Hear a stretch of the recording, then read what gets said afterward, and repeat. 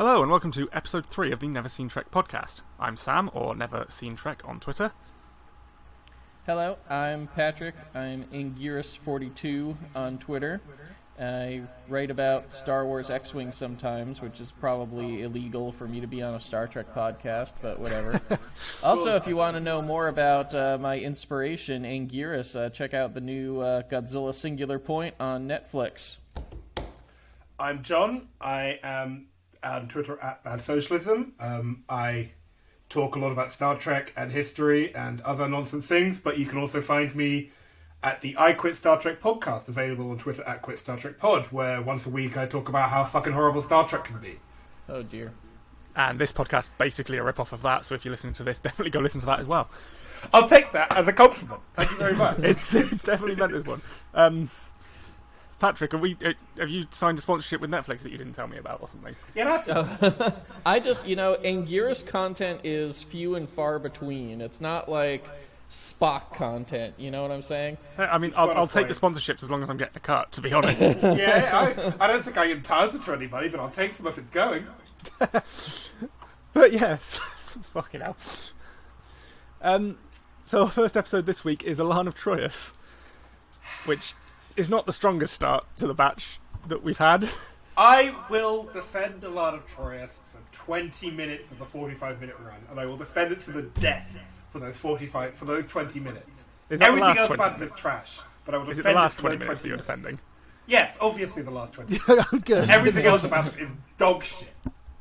It's 25 minutes of a woman acting like a toddler, and then 20 minutes of some semi-decent space battle stuff. So it's the best space battle in Star Trek. I'm sorry.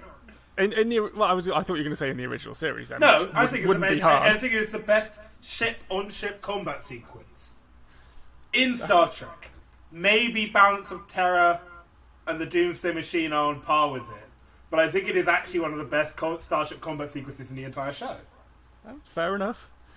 Okay. So I'll quick and dirty summarize. There's interplanetary politics. Two races have to on two different planets have to join together, but one of them is, from our perspective, a bunch of jerks. So 3 rude football players and an extremely rude woman. And they're going to be slowly ferried to the other planet, and they have to, quote-unquote, civilize the Elasian dolmen, Elaan, lots of EL sounds, so that she can marry the head of this other planet, Troyius. But she stabs their ambassador, which was brilliant, by the way, because he was pretty annoying. And for no very well-explained reason, Kirk has to reenact Taming of the Shrew. Which is, of course, a nightmare when it's done with not any sense of subtlety, and also in the 1960s. Where I will intercede is on the behalf of the guest actor, who I think did some interesting things with a pretty underwritten part.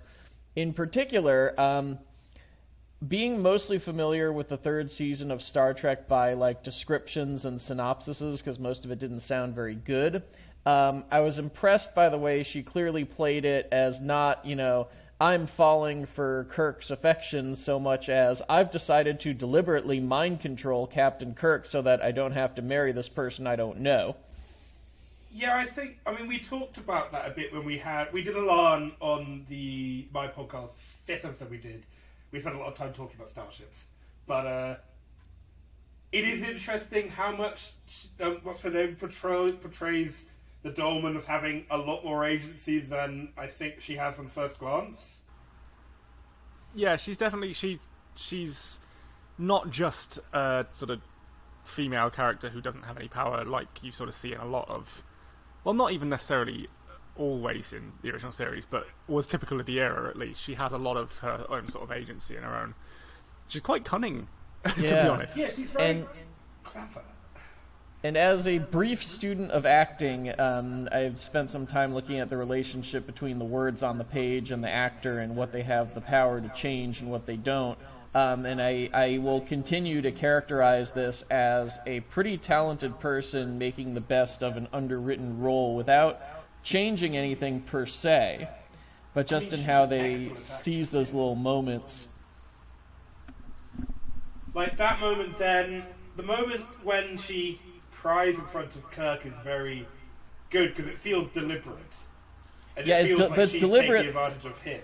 Yes, but I think that comes from the way it's played rather than the way it was on the page, which is what I was saying I liked about it so much. Yeah, definitely. You can definitely tell that from the rest of the episode. Yeah, well, because they stopped giving her as much to do, and it suffers. But on the other hand, like you said, we get the great battle with the Klingons. Obviously, it's a fantastic showcase of really the only showcase of their fancy new model, because you don't see very much of it in Day of the Dove, and then just sort of in static shots in the Romulan one. So it's great to really see that cat and mouse with the Enterprise. You got like a whole wargaming system out of this episode, basically. It's a wonderful, wonderful portrayal of three-dimensional combat and the nature of... in some... TOS is Hornblower in Space, and this is a Hornblower in Space episode.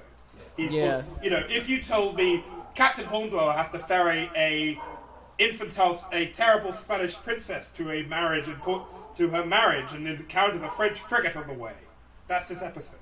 Absolutely. That's when the original series is at its strongest, I think, is when it's doing these. Like, there's all the talk of a lot of the episodes being linked to sort of submarine dramas and stuff like that. I think the original series is at its strongest when it's taking from other genres and using space as a backdrop rather than a limitation. Well, I think Star Trek, you've only watched TOS, yeah, find this out, but Star Trek is at its strongest as a setting for other stories. The best stories in Star... I think there are some exceptions where it is doing beautiful science fiction stuff in science fiction settings. Something like The Visitor, which you'll get to and will destroy you. Right. Is that. But most of the time, the best stories in Star Trek are doing genre fiction. Balance of Terror, City on the Edge of Forever. It's genre fiction of a sort. I think the problem Elaan has is that the genre fiction it was basing on just wasn't very good, and the script wasn't very good. Mm. And I get the distinct feeling the writer wanted an excuse for the battle. Yeah, so anyway, just to frame what we were talking about, so we have the warring cultures, and there's this sort of artificial mystery built in, like why the Federation, and then it's revealed the Klingons are so interested in these internal politics. And it turns out that dilithium crystals are just like springing up like weeds on these planets, apparently. Which I love. Which confused me slightly, because they make a big deal of this necklace as like, oh, it's the king's necklace, it's a very special thing, and then they're like, oh yeah, well, dilithium crystals are fucking everywhere on our planet. I was like, well, the necklace isn't worth much then, is it? Yeah, you kind of have to no-prize it, because like it might be that they're, on Troyius this is very valuable, but then Elaan was insulted because they're just common stones on her planet, but you... Yeah, because the necklace is a gift from the Troyan government. Oh yeah, true. That's Whereas, fair. But she's just like, they're everywhere on our planet. Yeah, but it does seem a little bit underplayed. But then, the Klingons pay off her guards, and they destroy the Enterprise crystals, so they have to use the crown jewels of the necklace, which is ridiculous, but so entertaining that I forgive it. That they're just like feeding. They're just feeding. We get Spock with a slide rule. It's really funny. Yeah, they're feeding crystals into. They're feeding the crown jewels into like the engine of the Enterprise, and they fight off the Klingons at the last minute. So the one thing that I really do have to dock this episode on, though, in that last 20 minutes, is the very ineffective Klingon commander. After episode of great Klingon guest stars, the whole sequence would have been infinitely more effective if the Klingons just never answered their hails and just kept coming as this creepy, implacable presence. Yeah, I think that would have been better because he just flicks somebody and goes fuck off. It would be funny if we just had Aurora getting silent answers. But I think, I mean, there's little bits of this I like, which is I like that this is another episode which makes the galaxy feel lived in, and that you have this politics of these two planets, and Kirk and Kirk and the gang have their marching orders, and they're like, Scotty's like, why are they so interested? And Kirk's like, we do what we're fucking told to do. That's how it works, and that this very small planet on the Klingon border is up to their elbows in the most important mineral in the galaxy. It is interesting, too, how in several of these episodes, the Starfleet Command is presented as a very significant plot restraint. And in one of the episodes, they do end up disobeying the orders, but it's sort of treated with a lot of weight. And you notice that they couldn't really do that anymore after Star Trek III, the film, which we'll get to. But after that point, it became almost more read that Starfleet Command's a bunch of idiots, and the main characters are obviously going to defy orders if they're going to get a better resolution. Yeah, well, it's I guess that reflects on the writers, because the thing to remember, of course, is that TOS is written by people who'd gone and fought in the war. Yeah. Gene Roddenberry flew with the 8th Air Force. James Doohan went on shore on D-Day. These are people who don't just understand Chain of Command, they were part of them. So and they're also writing off of genre fiction like Hornblower, where the Chain of Command is vital. So when Starfleet Command says, go to Troyius, pick this woman up, take her to Troyius, get her married, you do what you're told. And it's also, this is sort of before Star Trek really establishes the bad moral trope. Yes and no. I think the admirals we see in TOS are dicks, but they're not around long enough to be bad admirals. It's not. I think that out of universe, you're getting the audience expectation of okay, these guys are idiots, but then in universe, Kirk and Spock and McCoy don't really they kind of grouse about them, but they don't expect them to be idiots, which is a subtle gradation, but I think it's there. Well, they have the usual gripes that junior commanders have about their seniors, which is they don't know what's going on, they're not at the front. In a mock time where the admiral's like, you can't just take Spock to Vulcan, we have a fucking election, you have to go to Altair 4 to deal with the fucking election, which is proper command shit, because, Admiral what's-his-name dealing with that corner of the galaxy doesn't give a shit about your Vulcan commander, he doesn't want there to be another fucking war. Yeah, you can easily imagine, lots of elements of Elaan of Troyius obviously wouldn't pass muster these days, for many very good reasons relating to sexism. You could do the duty and responsibility speech that Kirk gives her, but I don't think in Star Trek anymore you could say, it's critically important that I follow my orders, because I think to kind of replace the trope that the captains are out there on their own, now in the later series you have instant communication, but then the captain's judgment is sort of elevated higher than it was before. It's okay, side note, I'm going to do some shameless plugging here, which is one of the things I'm writing in my spare time is a history of Federation Klingon Cold War, because it's stupid and fun and massive and it takes up my time. But one of the things that actually makes it really interesting is that because of how TOS is written with all the Age of Sail tropes, communication takes time. And it takes a long time. And I think that is a really good storytelling factor. That Kirk doesn't get to ring Starfleet Command and go, our engines are fucked and the Klingons are tailing us. He's got to deal with it on his own. Mm-hmm. And I think it's a storytelling factor that TNG and DS9 and even Enterprise, as you'll discover, I'm just telling you, the listeners will understand what I'm talking about. Sorry, Sam. Yeah, no, go. Just don't utilize properly. And even Discovery didn't. That characters, especially characters like Kirk or Picard or Sisko and all the way to Burnham, come into the room when they're in situations where they have to think on their feet. That's just a rule of fiction.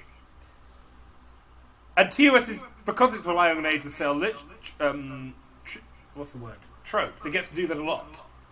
Whereas I think a lot of the new shows really missed the opportunity to do that. I think a lot of the Age of Sail tropes of Star TOS are at the core of Star Trek. They just get ignored for, there's good reasons. I don't think we need to hear more about Chris Pike wanting to be a slave trader.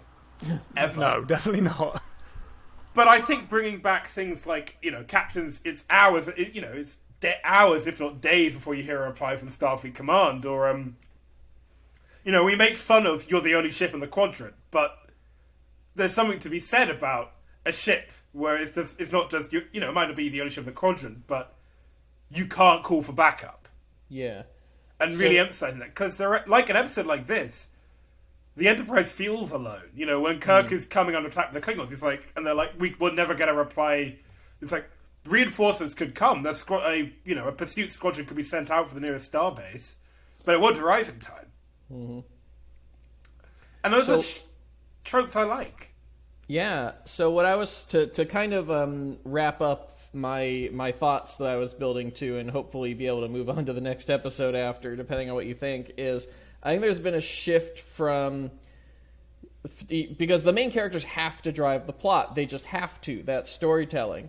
So there's been a shift from we can't contact superiors over the years to we can contact our superiors, but they don't have the context and they don't have the experience. And then the drama comes from knowing what your superiors want and then doing something different. Which I think is something that we'll touch on as well when we get to one of the later episodes in this batch, which is the Mark of Gideon, is that comes up a lot again with the sort of conflict between the context and the situation that the crew are in, and then the responses they're getting from Starfleet, where they don't really know what's going on and they're just trying to do the diplomatic thing all the time. Absolutely. Yeah, well, it's very typical of the fact that, Roddenberry and his crew were, most of them, mid-ranking officers and personnel in the war, which is that your superior tells you what to do. You're like, why the fuck do you want me to do that? Because you don't know what the superior's looking at, Jim Kirk knows what's going on Gideon, when we get to it. But, his superior is staring at a map of the Beta Quadrant, where it's like, if we don't get Gideon on side, there might be a domino effect across all the way to the Klingon border. We can't risk that. Mm-hmm. Yeah. And I think, it doesn't... New Starship needs more perspective. I'm going to have... But that's my Gene's Vision rant. Done. I picked up a few bits of trivia for this episode. If people who've not listened to the earlier episodes, I normally pick out a few bits of trivia to talk about. I definitely didn't copy that from you, Jack. Really? That's nice. I promise. No. Great minds think alike. No. Well, it's yeah. I'm just not going to address that anymore. Something that I picked up in my trivia research that particularly annoyed me about this episode, just because.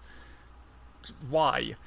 They filmed a scene for this episode that didn't make it into the episode, which was just a scene of Spock playing the Vulcan harp. Why would you cut that? Why would you put it in? Because it's Spock playing the harp. That's great. And if you can find a way to work it into the episode, sure. But I just don't. But it's Spock playing the harp. That's lovely, dear. Sorry.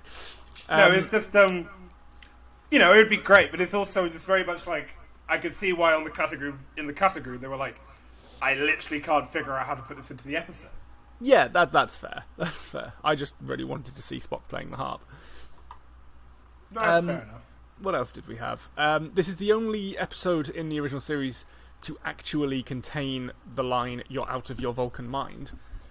Despite that obviously becoming quite a iconic sort of part of the mythos around the original series. This is the only time it's ever actually said.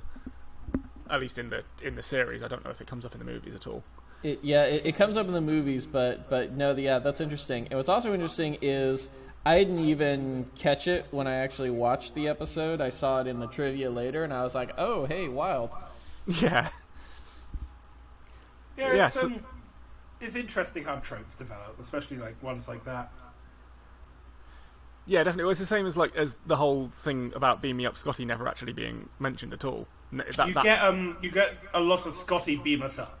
Yeah, but somehow pop culture decided that needed to become Beam Me Up Scotty, despite that never being said. Okay, sure. But yeah, that's Elaan of Troyius. We'll move along. The next episode we need to cover is Whom Gods Destroy. I'm just gonna prepare by Yeah, I didn't mind how this do you even episode. sum this up? So, so Kirk and Spock beam down to the quote-unquote last mental asylum in the galaxy because society's so perfect now, apparently, that only 15 people are crazy. It's an ableist nightmare out of the 60s, but then things are complicated because one of the most bonkers ones, and also the only really violent one, which is at least something, can shapeshift now, and he's also one of Kirk's cadethood inspirations because he was a great starship captain. Not that any of it really comes across. It's told, not shown. And he's trying to get to the Enterprise and escape and rule the universe, but doesn't really get... Isa is a very interesting character. Yeah. In all the other media he appears in. I wouldn't even know. But then, I'll cover that later. Well, he spends most of the episode throwing tantrums because he can't get around Kirk's very basic security precautions about... Which never show up in any other episode, despite being really quite obvious security precautions. Yeah, well, no, it's like... So I can't hold it against this episode because I actually like that it's here. I just am not sure why it's never anywhere else. The Queen's Level 3 stuff is good. Yeah, It is good, but it's the sort of good that should have been there the entire time. And then eventually Garth's entire plan falls apart, not because any of the good guys do anything smart or interesting, but just because it didn't really cohere in the first place, which again, I don't know if it's an intentional statement or just bad writing. You can never tell. It's late-stage TOS, you can never tell. And then the episode ends, and the only person who was killed was the attractive woman. Because, of course. Of course. Because it's the original series. Or green Batgirl, I should say. It's, Yeah. I mean... I think... It's very difficult to know what Whom God Destroy is trying to say, except never meet your heroes, and, Yeah, but even then it's aren't never mad meet your people heroes mad? because... Even then, it's never meet your heroes because this specific hero went insane. Under very dubious circumstances that somehow also granted him perfect shape-shifting. Yeah. Well, basically, he was dying, and these people on this planet rebuilt him using their own medicine, and that meant he was now able to shapeshift, and his reaction to that was to destroy them, so only he had that superpower. Which, Yeah. I mean, even that's kind of a no prize, though. He doesn't talk about that. we just get told about it. Yeah, it's this episode does a lot of telling rather than showing. Which, yeah. It's not a, Not a good episode, I think, was the end of that sentence. Yeah, it's got interesting concepts, like the concept of... It's like we just get the line, Garth of Isa, victor at the Battle of Axanar. Which, a lot of people have spiraled a lot of fan content off of that sentence. For better or for worse. Yeah, you've not watched Prelude to Axanar, have you, Sam? No, but I know about it. I've sort of read up about it. Prelude to Axanar is a very interesting 20-minute proof of concept, which suffers from the fatal flaw of which it has absolutely nothing interesting to say. It's, one of the... I'm going to plug again. One of the... In this At the Edge of Midnight, which is available on my Twitter if you want to read it, one of the things is what happens when you try and make... What sacrifices is a democratic society like the Federation willing to make to beat the Klingons? And that's an interesting question about things like the security state and interventionism and the morality of intervening when you are a non-interventionist society. Prelude to Axanar is basically, what if we did a Ken Burns documentary in space? And features the director, Alec Peters, playing a really... Imagine if Garth of Isa was acted even more woodenly. Really? Yeah. And Alec Peters is also a piece of shit who's stolen hundreds, if not thousands, if not millions of dollars of fans' money to set up his own production studio, and then basically scarfed it off. And he stole the Trek memorabilia off. He stole Trek memorabilia off of a widow. Wow. Okay. I think I can't remember this with him, but he basically stole. He's basically just stolen. He's a horrible human being. And they keep talking about this Axanar film they're going to make. They're never going to make it. He's the reason. Privileged Axanar is the reason CBS doesn't allow you to make fan films more than 15 minutes long. Yeah. And the key reason, of course, being they're trying to monetize it. Yeah, the thing about the CBS thing case is that CBS came down far too hard on the fan films, but they also came down far too hard on the fan films because Axanar were pushing their fucking luck. Yeah, it's a tricky situation, definitely. It is, but it's not help. Like, I would recommend watching Prelude to Axanar. It's actually it's very well produced. It's actually pretty enjoyable. But Yeah, it's not I'll the most definitely interesting give it thing you could do with the line Garth of Izar, Victor of Axanar. Yeah. I think what's very telling here is that I don't know how long we've been discussing this episode, but we've almost completely avoided discussing this episode and just talked about like little interesting tidbits that spin off it. Which I think is maybe the most eloquent description you could say of this episode. Like, there's all these interesting little bits. Like, we get to see more Federation members, which is always nice. There's an Orion who's not portrayed as an animal or a slave. There's a Tellarite. There's an Andorian. So there's this sort of, in-universe returning to the idea of the Federation as a diverse place, which is always welcome. There's this. Again, it's all told, not shown, but it's clearly the most interesting part of this episode is the idea of this hero who they can't seem to decide if he's human or from Earth or not. He kind of talks as if he is and as if he isn't. But still, this starship captain, Garth, this universally respected person, who is out there during the Klingon War and all this, like, there's this thing for fans to kind of chomp on, but it's all ancillary to the episode itself. It's kind of like back during the second season with Metamorphosis, where the only thing that's really brought back from that episode is the concept of Zephram Cochrane. Not even the character of Cochrane as presented in that episode, but more just that he was a guy and when he lived and what he did. Yeah, I mean, I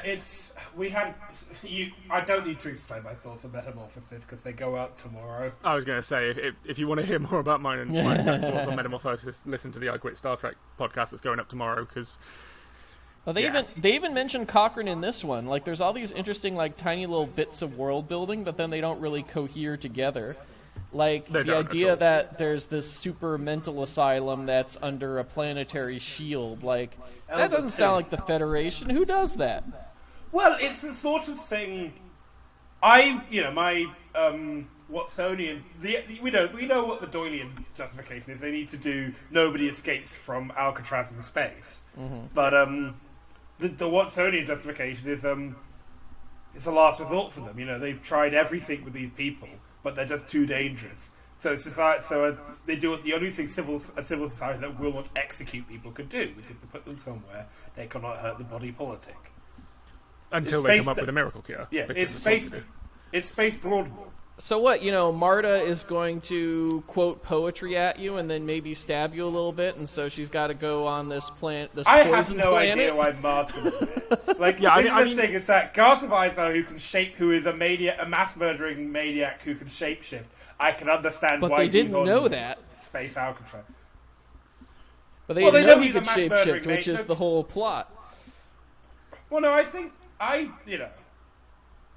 headcanon is that the Federation Department of Justice knows he can shapeshift, and the governor on Elba 2 knows he can shapeshift, but they considered it probably not the best to tell civil society that hero of Axanar, Garth of Izar, is a mass murdering maniac who can shapeshift. It's kind of like, oh, by the way, remember Douglas MacArthur? Yeah, he just machine gunned a bunch of people that time, just personally. Well, he did try to start World War III, but... Yeah, but no one knew that at the time. Like, imagine if in 1956 Dwight Eisenhower went on television and went, By the way, Douglas MacArthur tried to start World War III. Okay. Point of order. The commissioner, what's his face, Corey, does tell Kirk that they had no idea he could shapeshift until he was brought there, which is how he circumvented their security. But no, I get what you're saying. It's distinctly possible that nobody told Corey. Corey seems like the type of character that they would just sort of go, you'll figure it out. Yeah, he seems it's just, or maybe they just didn't listen. Space is big. He might have just not got the memo. I mean, true. So But you've got a point though. It's a plot hole.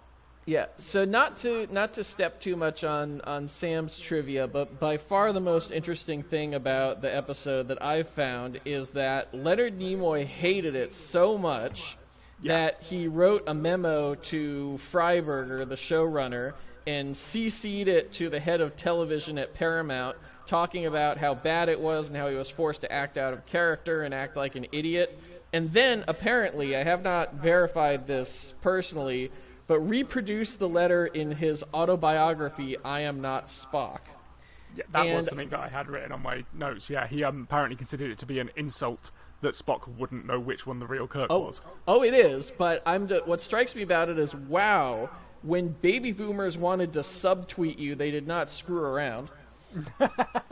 No, if Leonard Nimoy needed to throw shade, he'd throw shade. Oh, yeah, and he threw shade a lot. Yeah, it's, that whole, how will he figure out who the real Captain Kirk scene is, Well, and then the ultimate insult is then they lampshade how stupid the whole thing was by having Shatner call Nimoy stupid on camera. Yeah. Whew! But to be fair, they do then let Nimoy get his own back by saying that he knew which one it was because Kirk would lose the fight. That's quite funny. Which is quite sassy. Maybe we'll give him that. Something quite interesting that adds nothing. Something quite interesting that I found about this one. I feel like this is one of those things where it comes up in the trivia and you look at it and you go, I didn't pick up on that because this was a really badly written episode, if that's what they were trying to put across. Apparently the sort of script editors and the script writers for this episode have said that when they wrote this episode, the sort of message for the episode that they had in mind was one of or sort of talking about the issue of plagiarism. What? Yeah. So they give reasoning behind this.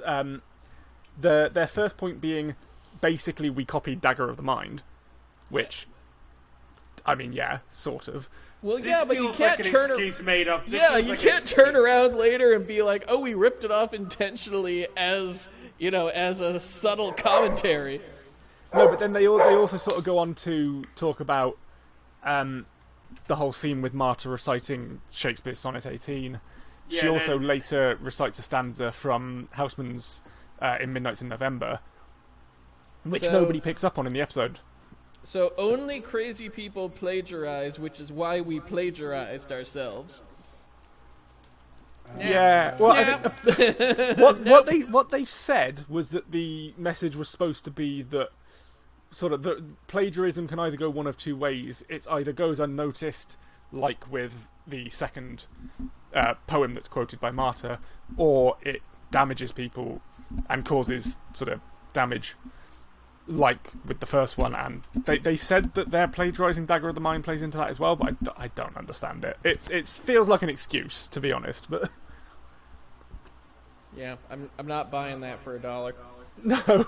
Yeah, in the original run, it was really fucking horrible. Like, Garth throws the asylum guards out into the atmosphere, and the asylums, they also really specific, like, signs of mental illness. Oh dear. Like, it was a really vicious episode. Yeah, I mean, it was anyway, even without the changes, because this is one of the episodes, we talked about this a little bit last week. There were a batch of episodes that the BBC refused to show in the UK because they considered them sadistic. This was one of those episodes. So this wasn't shown in the UK until the 90s. Yeah, it's just... Well, you weren't missing much. No, you're not wrong there. Couple of bits of trivia I had. There's not as much for this one. The costume that Garth is wearing is just a slightly modified version of the costume that the High Commissioner wears in Galileo 7, I love that costume. It's which such a is good costume. which is a choice. It's a fun costume. It is it's a nice costume, to be fair. It is nice. This was the last live-action appearance of an Orion until Enterprise, 35 years later. Apparently. That's probably a good thing. And more Nimoy complaining, he also complained that this episode was too similar to Dagger of the Mind. Which it is. I think... Sorry, go on. Just... it's almost like nowadays, if Trek took this on, they would probably do something ableist. Here, it's like, what do you even talk about? There's no correlation to real life mental illness at all. It's just cliches and tropes and just a mess. Yeah, just a mess, I think, is an accurate description. Is distinctly... That's actually... They had no fucking clue what they were doing. That description of it as being just a mess is actually quite a nice segue, though, because the next episode is Let That Be Your Last Battlefield. Oh boy! Here we fucking go! I had a feeling you might have opinions on this one. Oh god, I will once again shamelessly plug and say, do listen to the episodes of the podcast we did on this. We did this with my dad, which was very fun. He thought it was a fucking mess too. Yeah, definitely. I'm do not give going to that a repeat listen. the hour of content we developed and Let That Be Your Last Battlefield, but it's fucking stupid. Yeah, I'm going to be honest. I think we don't need to say a huge amount on this one here. Obviously, I'm white. I don't have as much of a sort of understanding of this as perhaps you do, and obviously your podcast is probably the better place to sort of listen to stuff about this because you've got more of an understanding of it. But it's not good. So I do want to say a couple things. First of all, if you're like me and you know the you knew the original series more by reputation than by having binged it, I do want to give some context for maybe why we're being a little dismissive of this episode, because it's famous for having taken on racism back when it really needed to be taken on.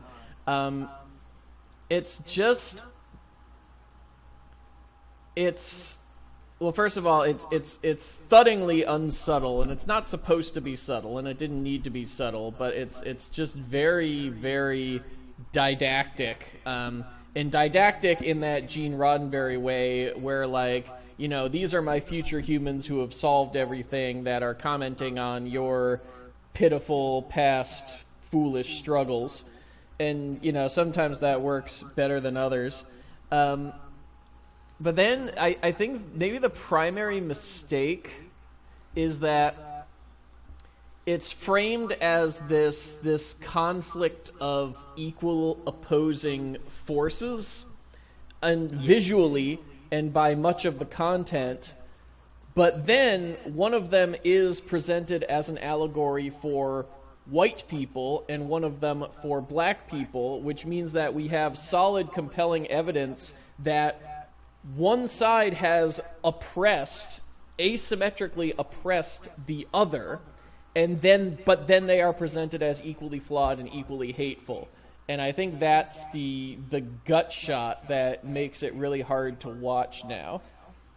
Yeah, I think because I did live tweet, I've not been live tweeting all of the episodes recently, but I did live tweet for this one, and I think the way I described it was that the premise fell apart at the point at which you had two characters, one of them going, please don't racially profile me, and the other one going, we put your kind in camps, yes. And those two are seen as equals. Yes, and so that's the kind of thing you wouldn't necessarily get from from reading a description. What I do want to say historically, and you can see some of this even in the comments on the reviews. I lived in Louisiana in 1968, and I saw this when it aired.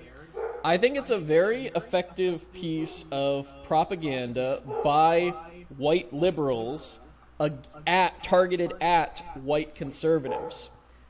I don't think it has anything skilled or nuanced or effective to say to the victims of racial oppression, because it wasn't written by the victims of racial oppression. It was not written by people who understand what it is to be racially oppressed.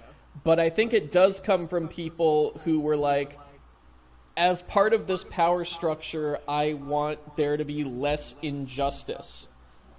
And even, to some extent, the unequal framing, which is clearly wrong, it's wrong, but I think that helps its message penetrate to diehard, white, conservative, racial separatists. The problem with that is that even at the time, people thought this was shit. Alright? Even at the time, people looked at this and went, what the fuck is this? You're both siding racism. You know, this episode came in 1969, a year after this episode came out after Martin Luther King was assassinated, right? Yeah. To basically say, oh, both sides of you are just as bad as each other, which is what this episode does. You know, the only good point this episode makes is if you don't, you know, if you keep fighting without aiming for a real end, you will both just destroy each other, which is not a good point, really. No. You know, it's a both siding of the civil rights struggle. No, and it's not a very good one. Well, as I was saying, I absolutely agree. That's why I don't think it's particularly good as a piece of art. I don't think it's particularly insightful about racism. But I think that exactly the flaws that we're seeing in them helped it penetrate to some of the people who most needed to think differently. But this is all anecdotal. I wasn't there at the time. The thing about writing a piece of television to appeal to white conservatives is they're not going to fucking watch it.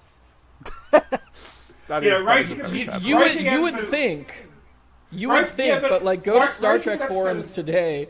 There's a lot of white conservatives. Absolutely, but if you write an episode of Star Trek designed to make white conservatives think different, it's just going to go over their heads. That's true. You're relying on you're asking a lot conservatives having critical But on the other skills. hand, what in that episode could possibly go over anyone's head? You underestimate the ability of white conservatives to not. Conservatives. I mean, what about Star Trek as a franchise could go over the heads of people who think it's not socialist?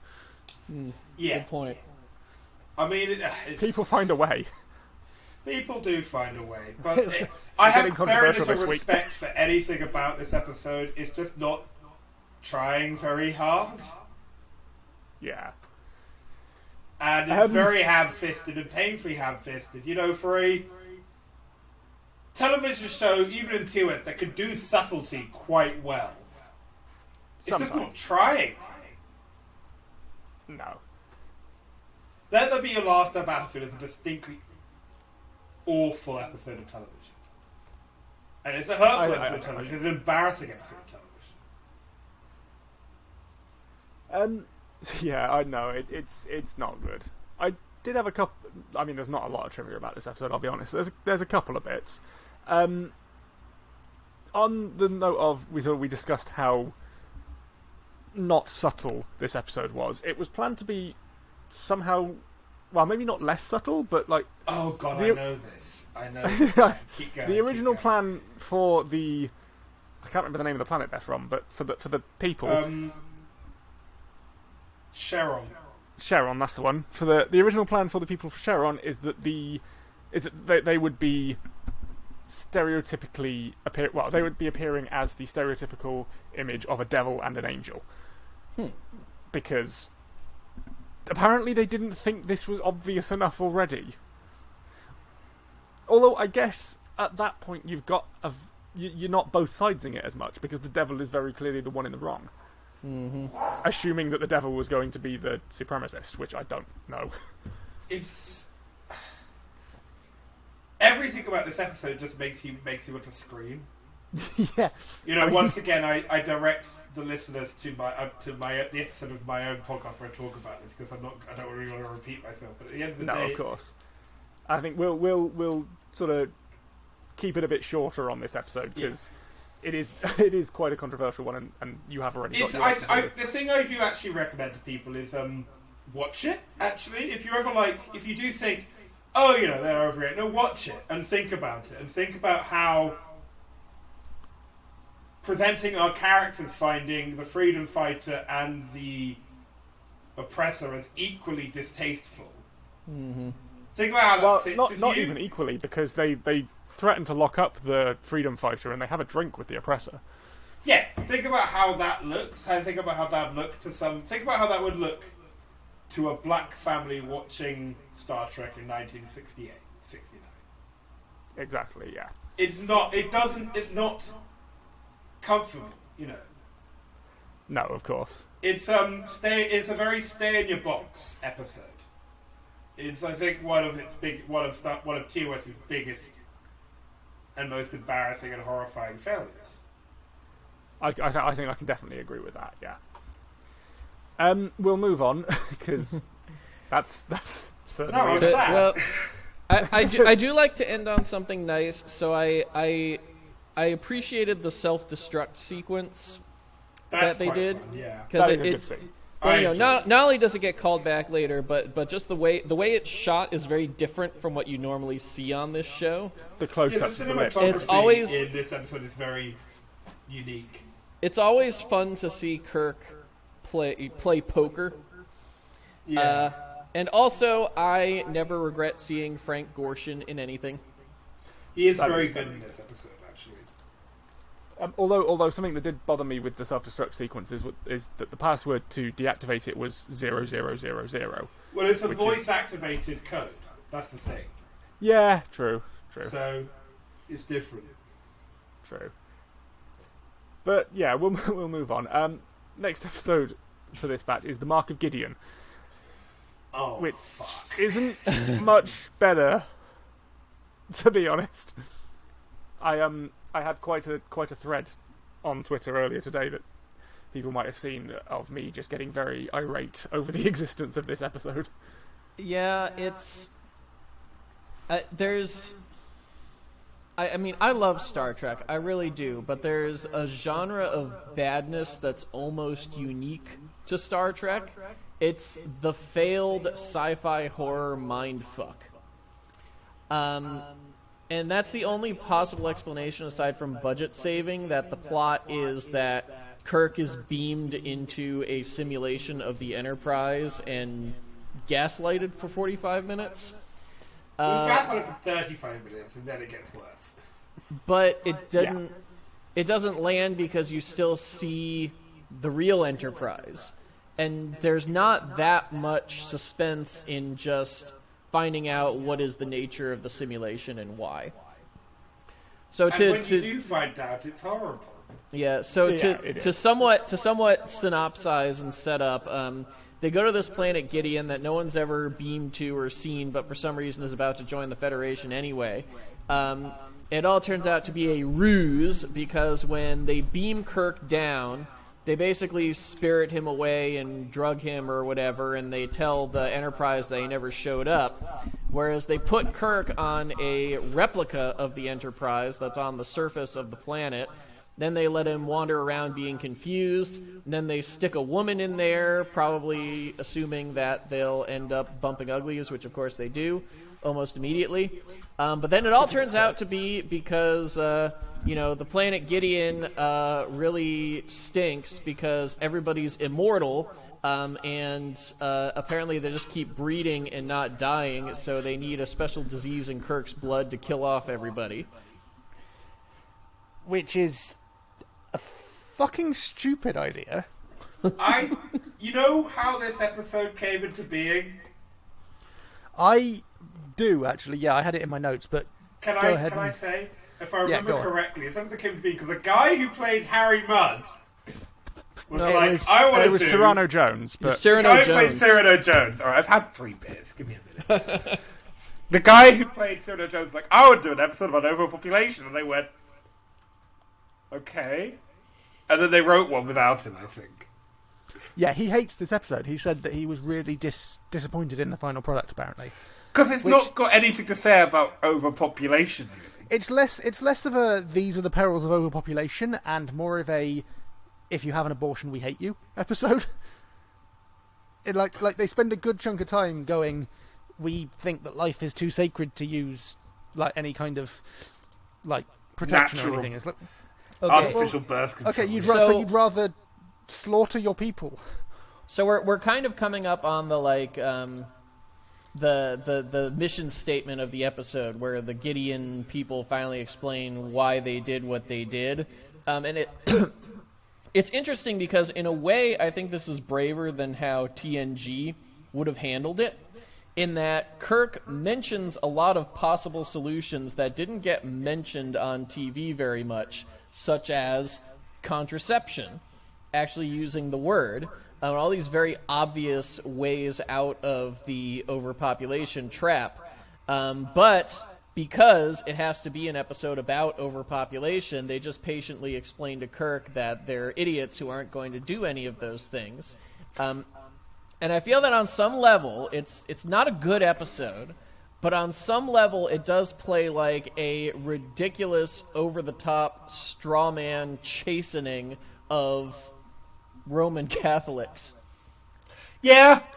I mean, I would spend all that time watching the episode going, why do you not just colonize another planet? Yeah, that's the one they don't mention, probably because they don't have a solution to it. Yeah. It's just kind of like, go to another planet. Yeah, that's a valid Come point. on! I mean... But it's the whole thing of they're like, well, we think life is too sacred to use contraception. It's like, you think life is sacred, so you're poisoning your people. You didn't think this through. To quote CJ Craig off of The West Wing, wow, are you stupid? But to get this close to an openly pro-contraception argument on TV, though, much less in 1968, I do have some level of respect for. Even if I think ballsy. Even if I just think it's because they wrote themselves into a corner. But, like, I don't think anybody walks away from this episode thinking that the Gideons aren't a bunch of idiots. And awful people. Because Kirk kind of just goes along with what they're saying in the end. Well, Kirk doesn't really go along with it. He's just kind of resigned to the inevitability of it all. Yeah, I mean, he doesn't have the resources, really, to go in and change everything, much less the right. It's what is clear, and also the fact that he basically recognizes the Federation needs Gideon at this point. He can't go in gung ho. It's one of these things that TOS does that I think TNG onwards doesn't really have to do, because by TNG's point, the Federation is the superpower of superpowers. It can fight the Cardassians, and it can be a total war for the Cardassians and a brush war for them. Mm-hmm. Whereas in TOS, the Federation is a major power, and it might be geographically the largest power in the galaxy, but it is weak, and it needs support, and it needs people to come on side, and it can't bully people into doing what they want. And Starfleet captains can't use their morality when the higher duty of the Federation's in their way. Kirk might think what's happening to Gideon is wrong, but he also kind of knows that the Federation needs Gideon as a member, and if Gideon wants to have that population decimated by Rigelian fever. Is it Rigelian fever? I think so. Oh, yeah. no, that's the one in Methuselah. That's Methuselah. It's Vegan choriomeningitis this time. Very good. By Vegan choriomeningitis. That's their right. I do think it's another odd, Kirk's past winds up looking really weird on Wikipedia just because they write all these strange incidents to have happened to him. He was almost Holocausted, and then at some time he had a rare blood disease, and et cetera, et cetera, et cetera. Kirk's early life is fucking traumatic. I think people forget that, Jim Kirk survived a Holocaust. Yeah. Yeah. And, that changes someone. And, people are like, why is Age of Spock, why is Kelvin Timeline Kirk different? Kelvin Timeline Kirk did not survive a Holocaust. That's a very good point, actually, yeah. Kelvin Timeline Kirk grew up with a deadbeat dad on a farm in Iowa. Which creates a very different person to somebody who saw 50% of the population of his home killed in an instant. Yeah, it's that's a very good point, actually. It's you sort of see Kirk throughout the original series, and you see him as this very sort of strong and resolute leader who, I mean, he gets things wrong, but you don't really think until you sort of look into all the little bits of backstory that they tell you just how like traumatic his life has been. But that's the point I'm making, though. Like, I don't think that was really part of the premise of the series, and I don't really think it's part of Shatner's approach to the character. I think only in retrospect, when you go and actually catalog all these episodes, you look at this and go, damn! Well, is it because Kirk is a hornblower type. And one of the hornblower type things is the conflict between duty and fear and personality and belonging. You watch, Kirk is at his maximum hornblower in Balance of Terror. And the best scene in Balance of Terror is when he's lying in the bed in his room and McCoy comes in and he basically, I wish I was on a long sea voyage speech. Which is haunting. I think about that line, that sequence a lot where he's like, why me? Why does it have to be me? I wish it wasn't me doing this. And that is a deliberate move, and there's a deliberate portrayal by Shatner. I think that sense in which Kirk, tragic might be overstating, but at the very least is a conflicted figure who is, I wouldn't say scared of death, but laments death and fears death and wishes that he never had to send people to their deaths, and he was never responsible for any. Is at the core of his character. I think we forget that. I remember we all did the Apple on the podcast, and I never realised till then there was a scene in the Apple where Kirk's basically like, I've killed 4 people today, and 430 are about to come tumbling out of the sky, and it's all my fault. Well, and that's really powerful. I wish the third season had remembered that a little bit more, though, because we get him just like beaming security guards into space and shit. Well, we get it in this episode a bit, because we get him being like, I can't be responsible for the death of this entire planet. You can't make me do that. And they're like, it's over. It's too late now. It is interesting because when he has that conflict with Hodin, it is very interesting from a bodily autonomy perspective, because he's like, I don't really care what you do, but you took this from me, and you're making me into something I didn't want to be. It doesn't really get resolved, but it's nice that it got brought up. It's a very sad season 2 episode in which there is an interesting concept of the heart of it they didn't get to do.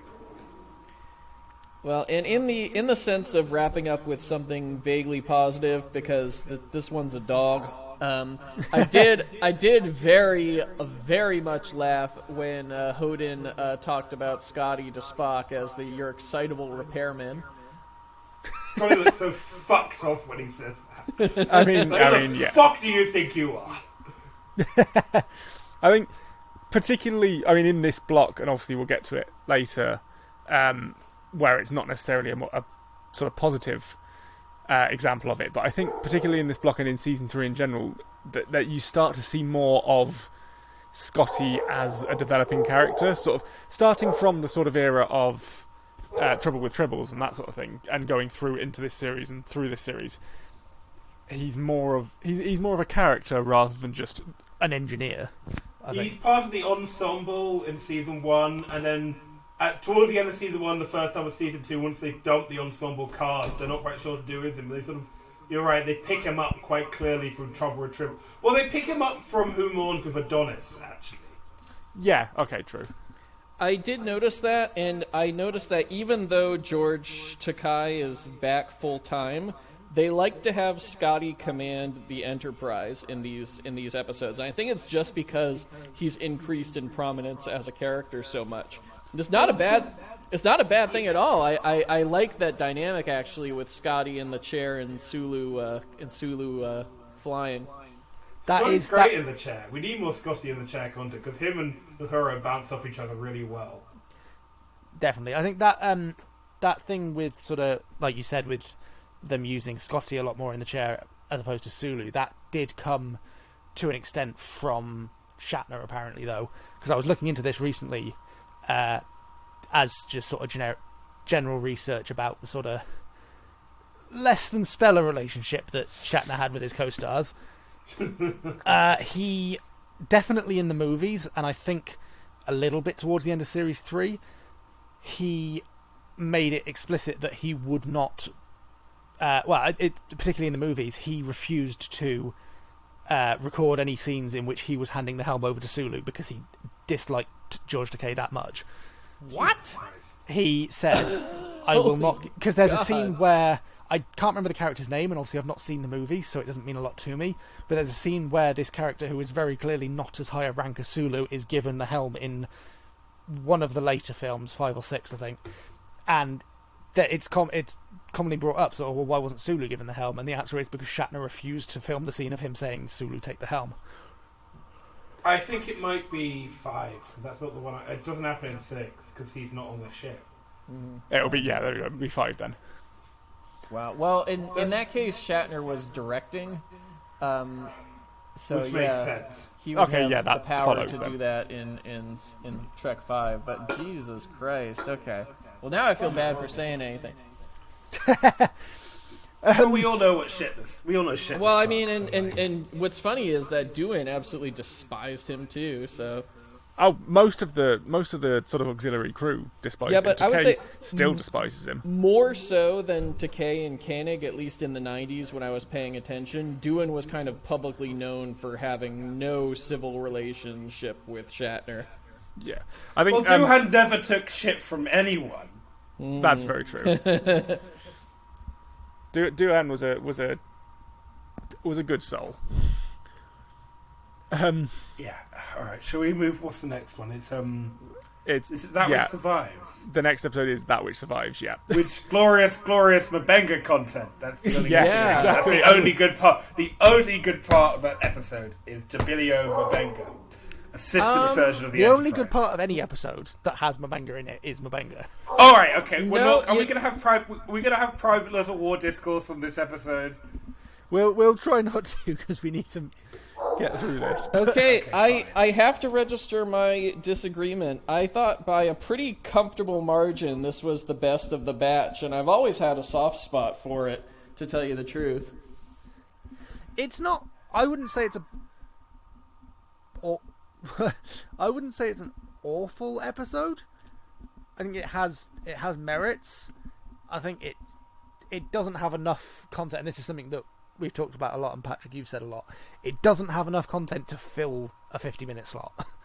Yeah, it's an episode in which not a lot actually happens, except a ship's geologist who seems like a nice young man dies, and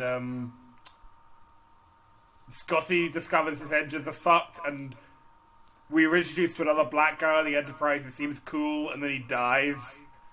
Because of course. I like him. He's a very... Watkins, he seems nice. Watkins, And then he yeah. dies. Well, it's For the all of thing about is 5 it's- seconds that he gets, yeah. But that's the thing. It's so rare to see any other crew members other than the Big Five and the Big Seven and like the recurring extras. Aside from that, it's so rare to see anyone in season 3, and we get a number of characters in this episode, and some of them even live. We get Watkins, we get the really cool woman who helms in Sulu's place. She's Yeah. Rada. Yeah, Lieutenant She just Rada. appears for that episode, and I don't know if she comes up later, because I've still got 6 episodes of original series left to watch. She turns but- up in the books. Where did she come from? Lieutenant Rada. She's just a helm. I love that she's there. She very much came out of nowhere. Well, yeah, but that's the thing. It's the Enterprise. You have all this crew, so it's not a stretch that people rotate in and out. But what you just don't expect to see at this point is a woman, from who appears non-white. Unfortunately, it was brown faced, but it was the '60s. Was it brown face? Yes, I my checked. God. I checked it out. Oh my god! Oh no! Well, we were talking about this before recording. Actually, she was Jewish American. I think she might even still be alive. But she was at the time the real life spouse of the painter Reginald Pollock, who, in the Requiem for Methuselah episode that we'll get to next week, is an identity of Mr. Flint. That's hilarious. So it's an unusual crossing over of the fictional boundaries for early Star Trek. Can't believe But I mean, Khan she is was brown browned faced up. too, so unfortunately it's a little bit expected for the era. But she's a great character. She talks back to Spock, and identifies problems, solves problems. She has a very similar role that like Sulu would have had in season 1. But again, she's not the only one like that. D'Amato is a little bit of a gag, unfortunately. But then the engineer in, Scotty's assistant is completely professional and just is in the wrong place at the wrong time. And you used to get these little parts like Kevin Riley in season 1, and it's just... Well, Riley was meant to be a... Because season 1 is such an interesting... They're trying so hard to have an ensemble cast. Like, you watch something like Shore Leave, where you spend all this time focusing on these characters you never see again. It's fun. Or the Galileo 7, where they wanted to bring Boma back for other episodes, but the guy who played Boma was in another TV show. It's a real damn shame. He's a good character. So it's nice to see that again. Yeah, I mean, it's Star Trek struggles with what to do outside of its big 7 characters. Usually. I think Miles O'Brien is a good example where they get it right, because even in TNG, he feels like a fleshed out character. And then you get him he gets to be his own character in DS9, which has an incredibly large and wide varying cast of regulars and recurring characters. Well, Miles got a first name before Sulu did. Oh yeah, because Sulu didn't get a first name. When did Sulu get his first name? Canonically, 1991. In Star Trek 6, yeah. That's insane. Well, Uhura didn't get hers until 2009. Yeah, it's nuts.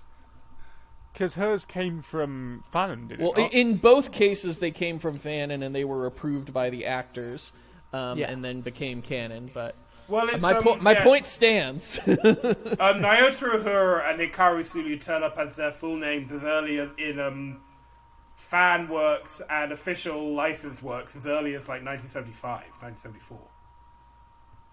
But they don't appear on screen until much later. Mm-hmm. I always thought it's interesting that Montgomery Scott is canon really early on. I don't know when it's first mentioned, but it's a very early canon. Whereas It's season 1 at least, I think. Well, He's and mentioned Pavel very early. Chekhov is established almost immediately, so you do feel like it's kind of pointed with these... First of all, these 2 non-white characters who also have very inauthentic last names, if you do your homework on it. Then their first names wound up taking so long, it's a little bit like... Yeah. it's very much, well, I don't know what I expected. Yeah. No, guys, it's all Roddenberry's vision. It's fine. Anyway, aside from having this interesting ensemble, which is literally the only thing we've managed to talk about from this episode, I'll sum it up and maybe explain why I like it, kind of. So the Enterprise comes across this mysterious planet, as they often do, as almost every episode starts. And they are getting these strange geological readings, and so they beam down with the ship's geologist. Novel, right? But they trip an ancient warning system from an extinct civilization, which, I like that trope. Sue me. And we don't know this at first. This is one of the central mysteries of the episode, which I love. It beams, as in transports, the Enterprise 1,000 light years away, which ends up causing technical problems on the ship. And then it strands the landing party on a hostile planet. And then if that wasn't enough, the defense system continues. It manifests this image of the outpost's captain, who is the episode's beautiful woman in a strange outfit, played by Batman 1966 film's Catwoman, Lee Merriweather. And one of the few women in the original series that Kirk doesn't try to sleep with. For understandable reasons, because she basically shows up and calls out someone by name, and then she has a touch that is instantly fatal to them. And so she's plaguing both the Enterprise and the landing party on the planet. There's kind of this cat and mouse thing, and then the Enterprise is almost destroyed by the irregularities caused by its teleportation. But Spock and And Scotty... it's also stuck at like warp 8 or 10 or something ridiculous. Yeah. But so Spock and Scotty fix everything, and then rush back to the planet and beam down just in time for a red shirt, an unnamed red shirt, to save the day by destroying the central computer of the outpost. Which was surprising, especially given Kirk explicitly told Spock to do it, and Spock just sort of stood there while the red shirt did the work. Spock doesn't phaser people; he has people to do that for him. This red shirt was actually just Spock's manservant. Aren't they all? True. Yeah, I think this one plays into, and I saw this brought up a bit in sort of stuff that I was reading whilst looking for my trivia. It plays into this thing that the original series did a few times, and I think we've still got a couple of episodes that I've not seen yet where it does it, apparently, of trying to do a horror in space. And it works to an extent because you've got this mystery of this character, this woman who appears and kills people, but it doesn't, because it takes so long for anyone else to even notice her. The tension doesn't feel like it's there, because everyone's just sort of going, stuff's happening, but she's not, like, they don't even know she exists until Watkins dies. I mean, I remember Monroe, who we had on podcast talk about Prophet and Lace, which is genuinely the worst episode of Star Trek ever filmed. Right. They pointed out when they were doing the TOS rewatch that TOS is at its heart a horror show, psychological horror, like the Man Trap, Miri, Return of the Archons. They're horror episodes, and this is really feel like That Which Survives feels like, after a lot of episodes which were genre fiction or proper sci-fi or hornblower in space across season 2 and early season 3, to try and do that horror in space again, and they've kind of lost their touch. Yeah, it's not the best example of the sort of horror in space trope at all. See, No. I find myself disagreeing, and it might just be a personal taste thing, because I was just saying that for Gideon, I think is clearly playing for horror and is kind of this failed mindfuck horror that I don't like, because there's not really a sense of internal logic to it. I like this episode because I think it plays very fair with what's going on, what's happening, and the characters don't always know everything, but the mystery isn't the point to me. I think it puts the characters far enough on the back foot that the drama is always, how are we going to survive to the next commercial break? And I think that's much more successful than whatever vague existential thing that Gideon was going for. I suppose. Yeah, I can see it. I think, to an extent, I think that's something that plays very differently depending on sort of how you've experienced it, because you said sort of the how are we going to survive to the next commercial break thing. Obviously, in part because I'm watching this on Netflix or on DVDs, and in part because obviously we do have commercial breaks in the UK, but not all channels have them, and they're not normally as long or as over the top necessarily as American ones. It plays very differently because we don't necessarily have that trope as much in our TV. I mean, I guess, but I was just trying to make a comment on the pacing and how I think it keeps that energy up. And I've been saying most of these episodes I do not feel have been successful with the pacing. They have not had enough story for 50 minutes. And here I thought, considering that it's basically just a bunch of complications layered on something that's pretty simple, it's totally your mileage varies, but it works for me and it engages me. Yeah, that's fair. That's fair enough. Couple of bits of trivia for this one. Not a huge amount, but there wasn't a huge amount for much of these episodes, to be honest. This is the last original series episode to not make any mention of the star date. So it's the last original series episode where we don't know when it happens. It's Also, the last again, I preface these normally by making the point of I'm getting all this trivia off IMDb, so if it's wrong, blame them, not me. But apparently, this is also the last episode to feature an on-screen death of an Enterprise crewman. Ooh. For the original series. There's a few who are mentioned as having died of Rogellian fever in a later episode, but it doesn't happen on screen. Interesting. I thought it was very successful, actually, when she pops up before they even beam down and then kills the transporter chief. Like, who does that? Horrifying. When do you see that? Yeah. That's pretty horrifying, actually. Yeah. Oh, I just remembered the scene in this where we have Scotty go into the dilithium chamber, and that's actually quite cool. Yeah, and almost gets blown out into space. Yeah. Because I think that's fun, because it's a very... You'll see, Sam, because you'll watch TNG and DS9 Voyager, but it's a very different and much more preferable portrayal of what an engine room looks like, in that Scotty basically had to go down a deck and crawl through a crawl space to get to a really finicky place to do this, as opposed to in later Star Trek shows where you just pull a crystal out of a drawer, which seems incredibly dangerous. Yeah, I think that's... it's basically the equivalent of, in later seasons, Geordie LaForce just basically reaches and pulls a nuclear isotope rod out of a drawer to have a look at it, which is just fucking insane. Yeah, I mean, obviously, like you say, I've not seen TNG and stuff yet. That's a trope that comes up a lot in Stargate as well, which is something that I've watched quite a lot of, and it does always feel like, well, this isn't how machinery works. But yeah. Hold on a second.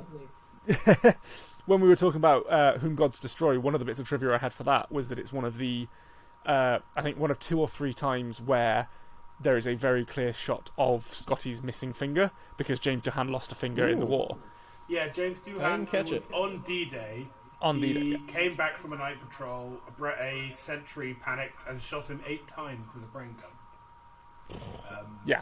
If I remember correctly, he took one bullet to that finger, 2 in the right arm, and then 3 in the chest. 1 passed through him, 2 hit the cigarette case his brother had given him as a present. Yeah. Don't know why I know that. Yeah, James Doohan was a badass, basically. He must have walked around when he got to the airport, like, he must have had a card with him, like, the metal detector will go off, don't be alarmed. Well, he was in the artillery, right?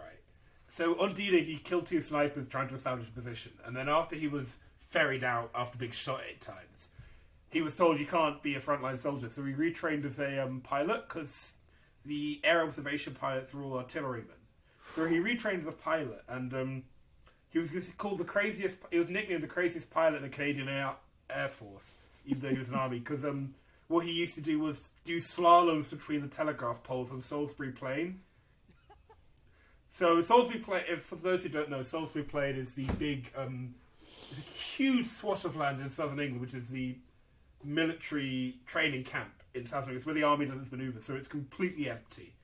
And there's a line of telegraph poles, and he'd taken, it would have been an Oster, a light aircraft which can hold like 50-mile-an-hour speeds in the air, really low speeds. And he took one of those and he used to slalom it between the telegraph poles at ground level, which is insane. Wow. James Doohan had balls. I'm not sure. Patrick probably won't get this reference. I'm hoping that you will, Jack.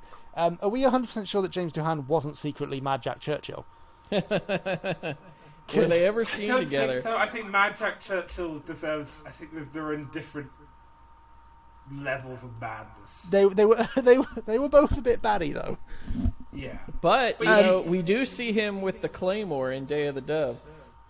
There you go. It all comes together. And Look him Mad up, Jack kids. Churchill was an actor as well. Yep. But yeah, to bring it back around to what I was saying, yeah, so Whom Gods Destroy is one of the few times where you see the missing finger quite visibly, because James Doohan would normally try to keep his hand out of shot. Yeah, you can see he walks around with his hand around his back, which is quite fun. Yeah. And that which survives is another example. When he's working on the engine, you can see it there. Makes sense, because I couldn't use a stunt hand for that shot, which they do sometimes on the transporter. Anyway, Yeah. a couple final points I wanted to make. One, I giggle like a loon with that line about if I wanted Russian history, I would have brought Chekhov. That's quite a fun line. It is funny. Although I said this on Twitter again earlier. I wasn't live tweeting this one, but I did make a couple of points about it. No, you wouldn't have, because Chekhov is shit at Russian history. Oh, you're no fun. You are. And then the other thing I really respect is when we do finally learn about the nature of Losira, I think in retrospect it's played really beautifully by Lee Merriweather as... It is a beautiful scene, yeah. in general, and going back to the whole performance, as not a person, but a computer that's been so influenced by a person who is a pacifist and hates to kill that it's hindering itself from accomplishing its own mission. It's just really nice. Yeah. So, last episode for this one, and we'll try and wrap this one up relatively quickly because we're getting on a bit. Lights of Zetar. Oh. I just watched this today. Yeah, I was gonna say we all must have watched it today. I was gonna say, thank God we're almost to the end of the episodes. Then I thought, oh, is that too snarky? And then you said Lights of Zetar, and I'm like, ugh. Well, all I'm going to say is I finished Lights of Zetar about 20 minutes before we started this podcast, and once I'd done that, I immediately went through to the kitchen and found the bottle of Baileys that I'd been saving, and it's not there anymore, is all I'm going to say. See, this It's is just a bad episode. It's a very bad episode. unsuccessful space horror and unsuccessful romance. Scotty should not be allowed to fall in love with women. I was going He to say should that. only be allowed to thought fall in Scotty love deserved with well, not Marvick-class deserved, but engines. Scotty is in love with the Enterprise. This is well established. He doesn't need a woman. Okay, well, allegedly things happen in this episode. There's a new crew member that Scotty's in love with, and they're going to bring her to this outpost, Memory Alpha, which is the only enduring legacy of this episode because the Star Trek wiki is called Memory Alpha. So it's another of those trivia questions of episodes, like Metamorphosis or Whom Gods Destroy. But anyway, there's a mysterious glowing space thingy, and, strap in, because you're going to get more of those. But a mysterious glowing space thingy that possesses our Mary Sue of the week. And by the way, it also killed everyone on Memory Alpha off screen, and that's how we get our obligatory... Insane. Our It killed everyone obligatory... in Memory Alpha and then appears to have wiped the entire content. database, yeah, which is Which barely is fucking insane. mentioned. But yeah, so that's how we get our obligatory horror imagery, and then they let the woman mind meld with the aliens a little bit more and not resist them so much and get an idea of who they are, so that then they can kill them by sticking them in the chamber from Space Seed. And then everyone agrees that, she's such a strong and great woman, and we're just going to send her right back to her job. So they drop her back on Memory Alpha. Again, where everyone is dead except her. That is fucking horrible. Yeah. And they're like, "Oh, she's of sound mind. Let's send her to the." That's the planet first dead thing people." they say. The first line of the episode is Scotty saying, "You're the sanest, smartest woman I've ever met." Which, I mean, okay, sure, whatever, Scotty. That's nice. Just, we're nearly at the end. Just go along with it. But it's like...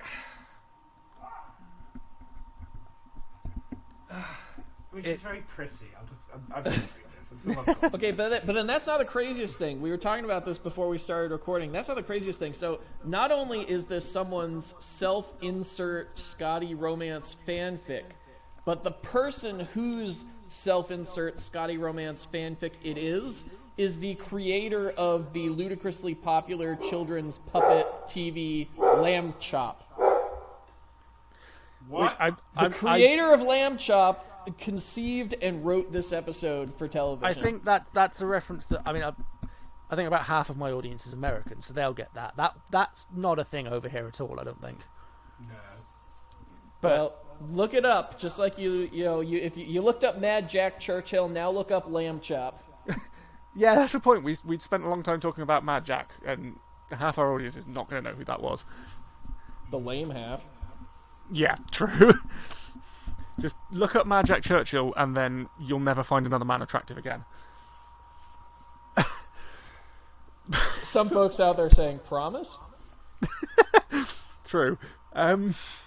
We've gone really, really off the rails towards the end of this episode, and I've just not Who got... needs to stay on topic? I choose not. Why to do you think most I've of the been time. giving the synopses? Because I haven't been on Boozahol, just caffeine.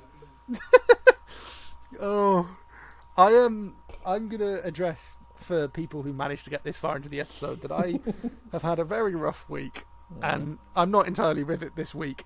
We love you. So I gave Patrick the job of holding this episode together, and he's doing a valiant job. But He's I think doing a valiant job. I Oh, recorded thank the you. podcast before this, and it was a very bad episode of Enterprise.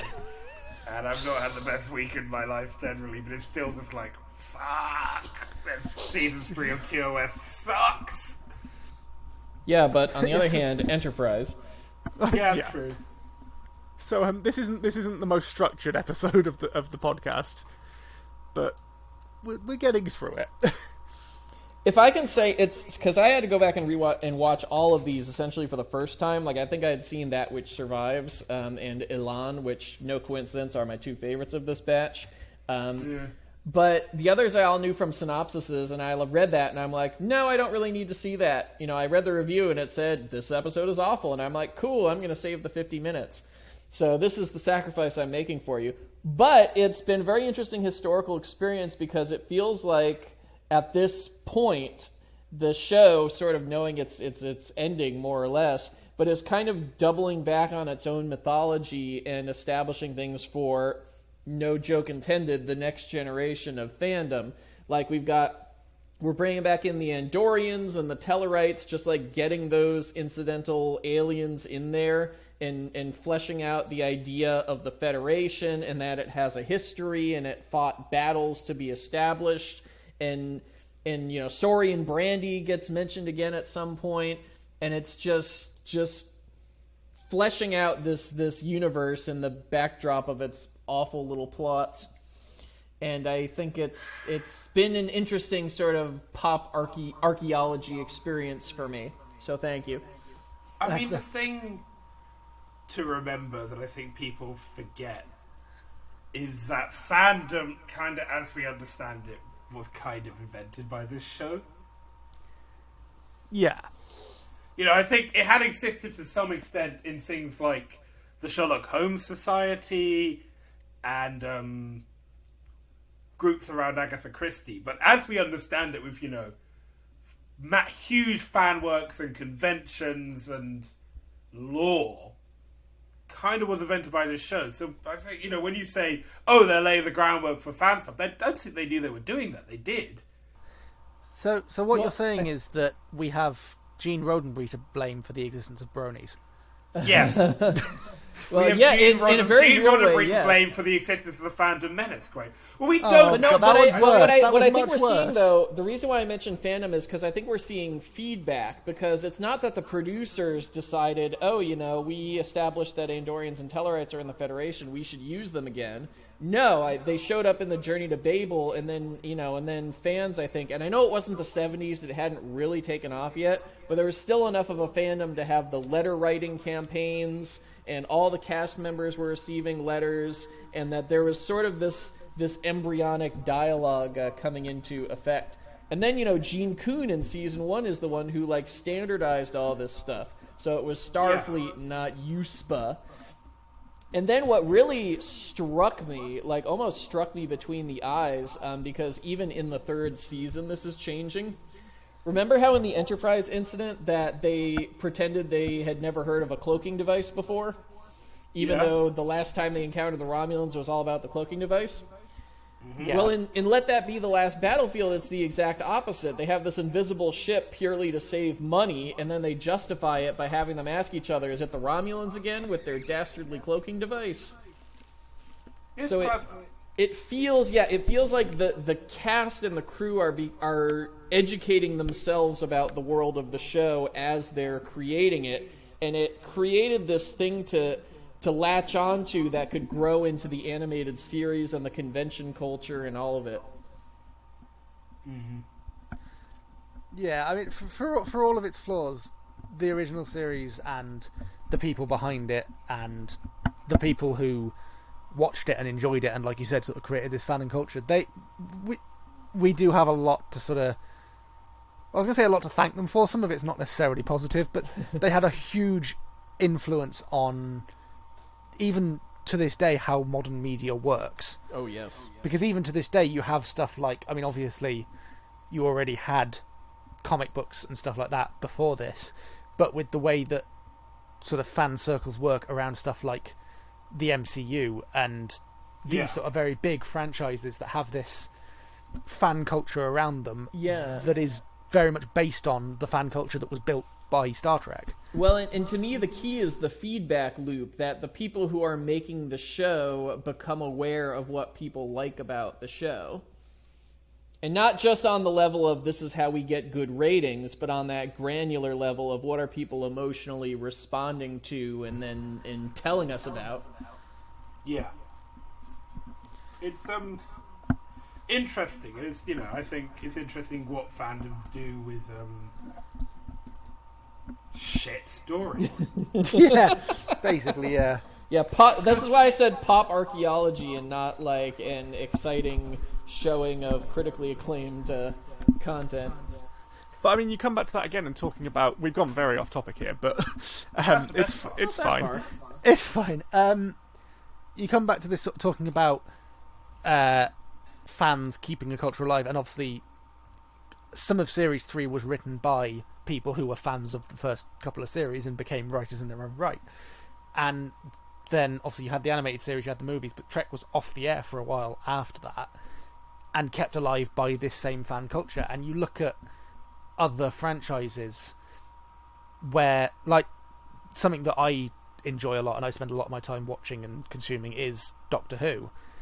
And after that went off the air in the 80s, you had a very similar sort of fan response of keeping this franchise alive and having... They kept... It was, 26 years it was off the air?